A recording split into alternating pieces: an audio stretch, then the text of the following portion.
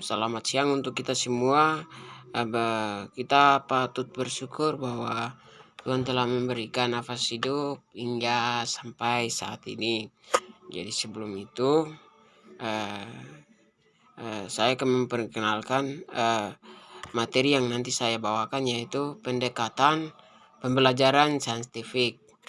Jadi kita masuk dalam pembelajaran, saya akan memperkenalkan nama saya. Saya Musa Gobai, jurusan atau prodi Pendidikan Fisika. Di sini ini sebagai tugas tambahan dari ibu bapak dosen. Ya, sekian seperti itu. Mari kita masuk dalam pembelajaran. Semoga mengerti. Pendekatan pembelajaran saintifik. Di sini kita akan membahas ini pendekatan saintifik.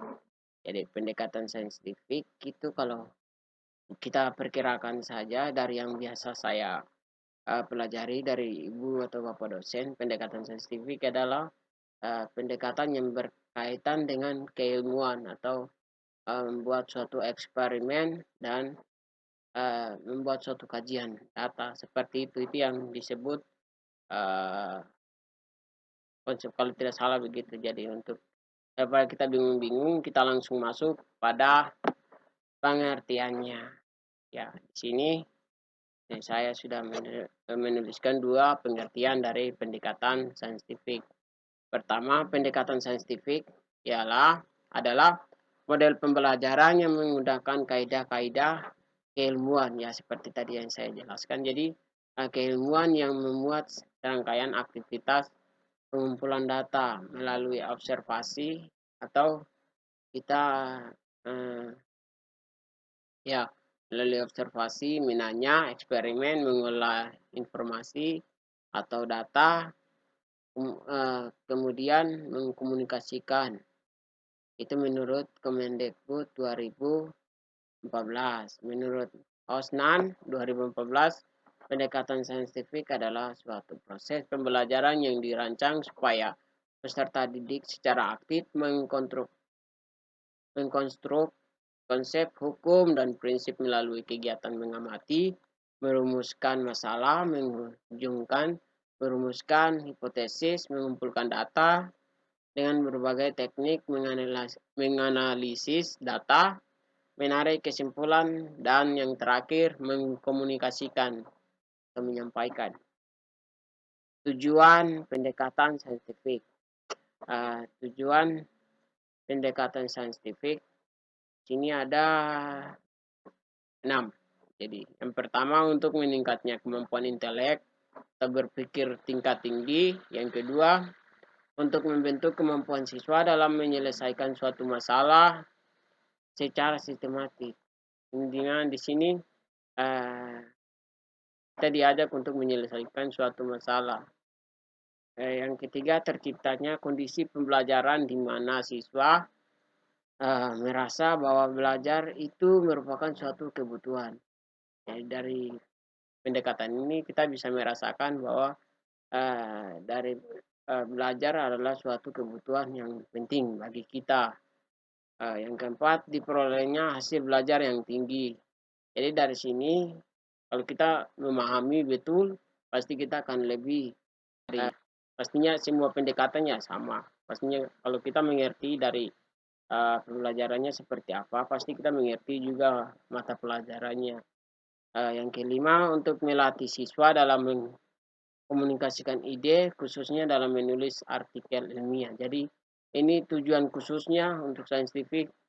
Jadi ini ada berbeda. Jadi saintifik tujuan khususnya yaitu di mana sini kita dilatih untuk melatih mengomunikasikan ide-ide atau pendapat yang khususnya dalam menulis sebuah artikel ilmiah. Jadi artikel ilmiah itu adalah suatu kajian yang dianggap benar dan dibuktikan. Seperti begitu itu yang disebut artikel ilmiah. Yang keenam, untuk mengembangkan karakter siswa. Itu untuk tujuannya. Kalau untuk prinsipnya, sini terdapat ada 8. Prinsip yang pertama, belajar pembelajaran berpusat pada siswa. Jadi pembelajaran dari pendekatan ini berpusat pada siswa. Jadi gurunya itu sebagai kontrol atau dia mengontrol semua begitu. Kayak seperti begitu. Jadi sini pembelajaran berbentuk student self control. Jadi siswa ya. Jadi siswa yang turun begitu. Jadi uh, uh, guru hanya mengontrol seperti yang tadi saya jelaskan. Yang ketiga, pembelajaran terhindari dari fabelisme. Yang keempat, pembelajaran memberikan kesempatan pada siswa untuk mengasimilasi, mengakomodasi konsep, hukum, dan prinsip. Yang kelima, pembelajaran mendorong terjadinya peningkatan kemampuan berpikir siswa. Yang keenam, pembelajaran meningkatnya motivasi belajar siswa dan motivasi mengajar guru. Di mana dari sini juga tidak hanya siswa yang mendapatkan ilmunya, tetapi gurunya juga pasti dia akan lebih paham dari apa yang dia jelaskan atau dari apa yang dia paparkan untuk siswa. Pastinya dia lebih gurunya pasti lebih mengerti lah kayak seperti begitu.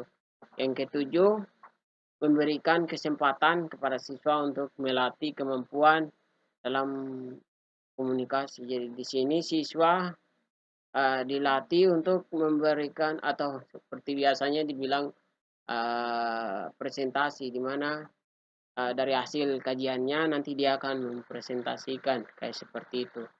Yang kedelapan, adanya proses validasi terhadap konsep hukum dan prinsip yang dikonstruksi siswa dalam struktur kognitif.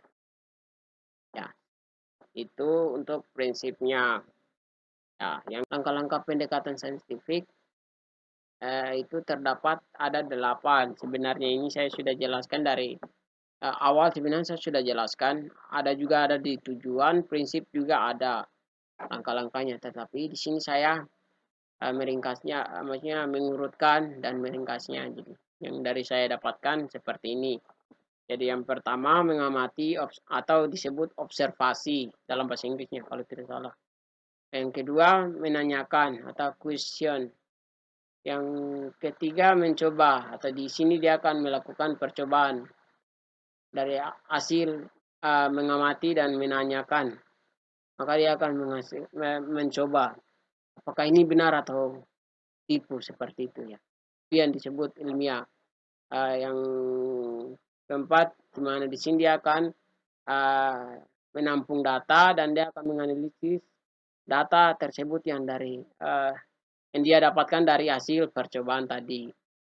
Setelah itu dia akan menalar atau associating, dia akan menalar dari yang kumpulan data atau analisis data yang dia sudah dapatkan itu, dia akan menalarkan atau mengkonsep bahwa ini dari hasil eksperimen atau percobaan ini dia seperti begini, jalannya seperti begini, itu yang disebut menalar. Jadi dia dari hasil percobaannya dia harus tahu juga konsepnya bagaimana.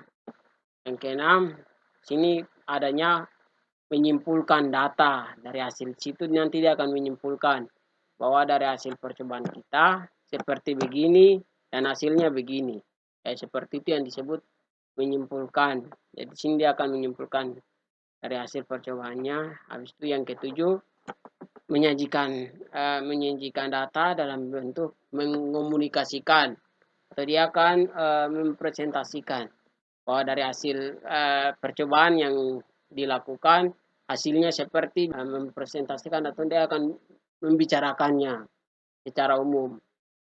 Ya, seperti itu yang disebut mengkajikan. Yang kedelapan, mampu menciptakan sesuatu berdasarkan kajian. Mana kajian itu bersifat ilmiah, bersifat maksudnya bisa diakui atau tidak dari kajian atau percobaan yang dilakukan. atau yang diciptakan dari hasil eksperimen. Apakah bisa dibilang benar atau tidak? Kayak seperti begitu. Itu untuk langkah-langkahnya. Ya, saya kira seperti begitu. Itu saja dari saya. Sekian dan terima kasih. Shalom.